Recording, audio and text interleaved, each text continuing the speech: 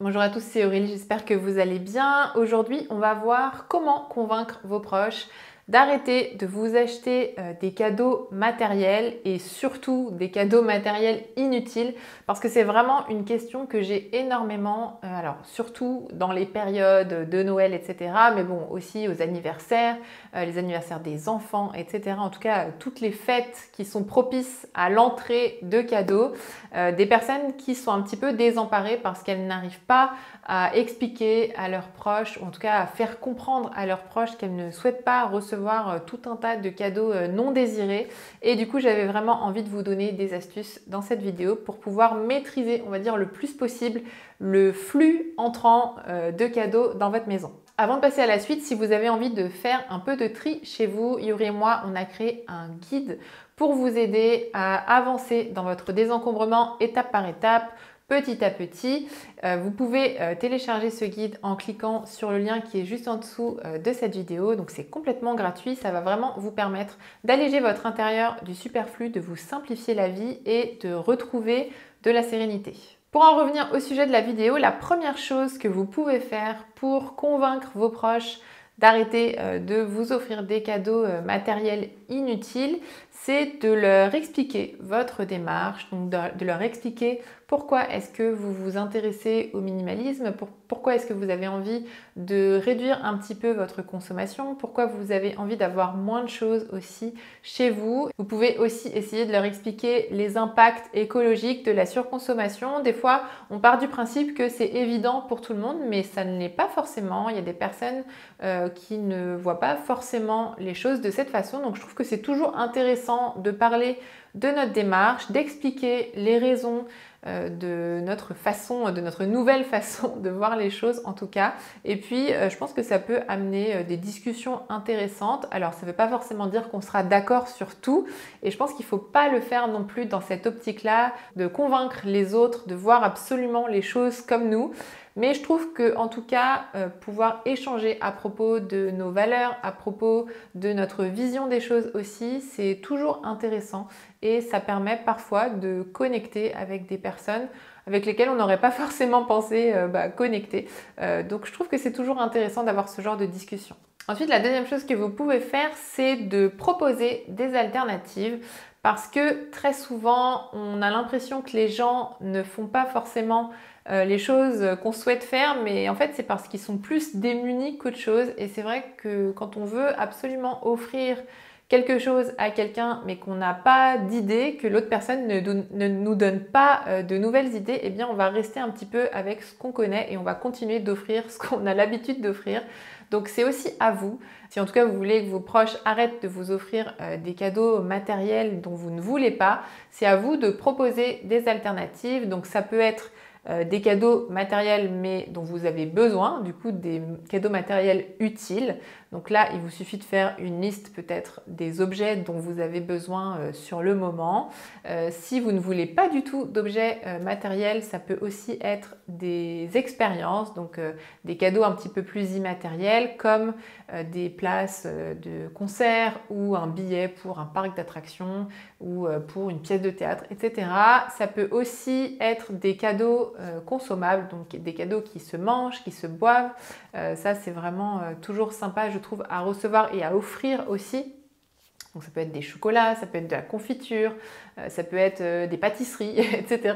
On oublie aussi souvent, mais ça peut aussi être des abonnements à des magazines en ligne ou, je sais pas, un stage aussi ou à une activité qu'on a très envie de faire, que ce soit de la danse, que ce soit, je sais pas, un cours de peinture. Ça, c'est vrai qu'on oublie souvent, mais ça peut aussi être des cadeaux qui font plaisir et qui sont en plus utiles. Ensuite, la troisième chose à faire, c'est d'être clair et de persévérer. C'est vraiment important que votre message soit clair, que vous disiez les choses clairement, sans forcément d'ailleurs vous justifier, mais juste en disant voilà ce que je veux et surtout de ne pas hésiter à répéter encore et encore votre message. C'est pas parce qu'il n'a pas été entendu une fois qu'il ne le sera pas la deuxième, la troisième ou la quatrième fois. Il y a des personnes qui ont besoin qu'on leur répète les choses pour les comprendre. C'est pas forcément de la mauvaise volonté.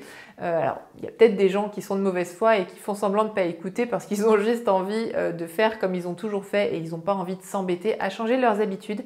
Mais je pense qu'il y a aussi des gens qui ne comprennent pas forcément dès la première fois et c'est tout à fait normal. C'est pas forcément évident pour tout le monde.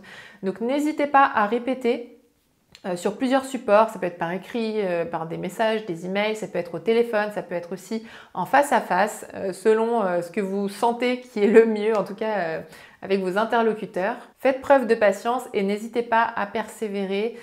Ça va forcément à un moment donné être compris. Je pense que le danger, c'est d'abandonner en voyant qu'on n'est pas compris justement dès le début. Il y a beaucoup de gens en fait qui laissent tomber, qui cèdent finalement. Et je trouve que très souvent, en tout cas, ça crée de l'amertume, ça crée de la frustration. On a l'impression un petit peu d'être victime de l'extérieur, des autres, de notre environnement.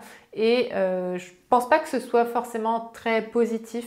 Je pense que c'est important de dire haut et fort quelles sont nos valeurs, quelles sont nos convictions, parce que ça participe aussi à notre bien-être. Et c'est important aussi de montrer l'exemple à notre entourage. Et justement, on arrive à un autre point qui est de montrer l'exemple. Donc, montrez l'exemple aussi par rapport aux cadeaux en offrant vous-même le type de cadeau que vous aimeriez recevoir.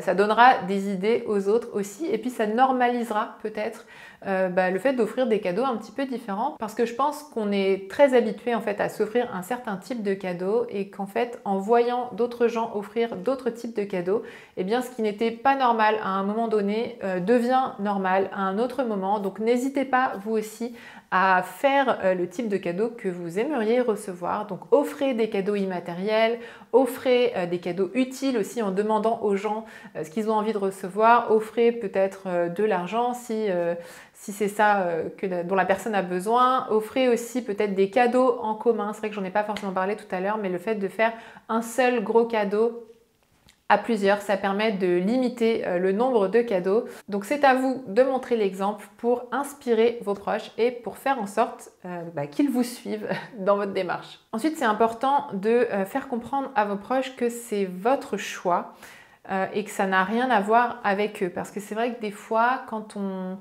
n'accepte pas forcément certains types de cadeaux ou quand on voudrait que nos proches nous agissent différemment, nous offrent différents cadeaux, il y a des personnes qui sont tentées de prendre ça pour elles et du coup de le prendre mal en se disant que on ne veut pas de leurs cadeaux, peut-être que c'est parce qu'on ne les aime pas ou parce qu'on ne veut pas de leur affection ou de leur amitié, etc. Donc je pense que c'est important aussi de recadrer un petit peu les choses et de vraiment d'expliquer que c'est un choix personnel, que ça n'a rien à voir avec l'affection qu'on leur porte. Que c'est juste la forme qui change mais que le fond ne change pas. Ça va permettre de rassurer vos proches aussi et ça va permettre de faire en sorte qu'ils ne soient pas blessés par votre démarche et ça va les aider aussi certainement à faire en sorte de changer peut-être leurs habitudes. S'ils ne se sentent pas attaqués personnellement par votre démarche, ils seront certainement beaucoup plus disponibles à changer, à vous écouter et à modifier peut-être certaines de leurs habitudes. Enfin, pour convaincre vos proches, vous pouvez leur expliquer tous les bénéfices des cadeaux immatériels versus les cadeaux matériels. Donc, leur expliquer combien les expériences peuvent être enrichissantes par rapport au fait d'offrir un simple objet. Par exemple, si vous passez une journée dans un parc d'attractions, eh bien, vous avez tous ces moments de qualité partagés ensemble. Vous avez tous ces souvenirs inoubliables que vous créez. Ça a aussi un impact bénéfique sur les enfants puisque les enfants préfèrent toujours passer du temps avec leurs parents ou en tout cas avec leur famille plutôt que recevoir un objet.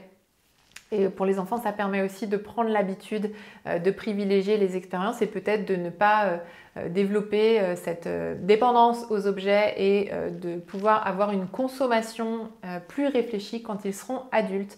Donc n'hésitez pas comme ça à éduquer les gens qui sont autour de vous. Parfois quand on s'intéresse à un domaine, on a l'impression que c'est évident et on ne voit pas pourquoi tout le monde ne s'y met pas. Mais c'est parce que c'est pas évident pour tout le monde. Et il y a certaines personnes qui sont très curieuses et qui même seraient ravies qu'on leur explique combien les expériences peuvent être enrichissantes par rapport aux objets. Donc n'hésitez pas à en parler et à parler surtout des bénéfices que vous voyez dans votre vie. C'est aussi ça qui va donner aux autres envie de s'y mettre. C'est parce qu'ils vont voir que ça vous apporte tellement de bonnes choses qu'ils auront aussi envie d'avoir ces bonnes choses dans leur vie. Donc voilà, on arrive à la fin de cette vidéo. J'espère qu'elle vous a plu. Si c'est le cas, n'hésitez pas à la liker. Vous pouvez également nous dire en commentaire comment est-ce que vous gérez justement ces cadeaux. Est-ce qu'on vous offre beaucoup de cadeaux matériels inutiles autour de vous, ou alors est-ce que vous avez réussi à parler à vos proches et à les convaincre de vous offrir d'autres choses. N'hésitez pas à nous partager votre expérience, vos astuces aussi en commentaire. Et si vous n'avez pas encore téléchargé notre guide gratuit pour alléger votre intérieur et simplifier votre vie, vous pouvez le faire en cliquant juste ici ou alors sur le lien qui est juste en dessous de cette vidéo. Et moi, je vous dis à très bientôt dans une prochaine vidéo. Salut!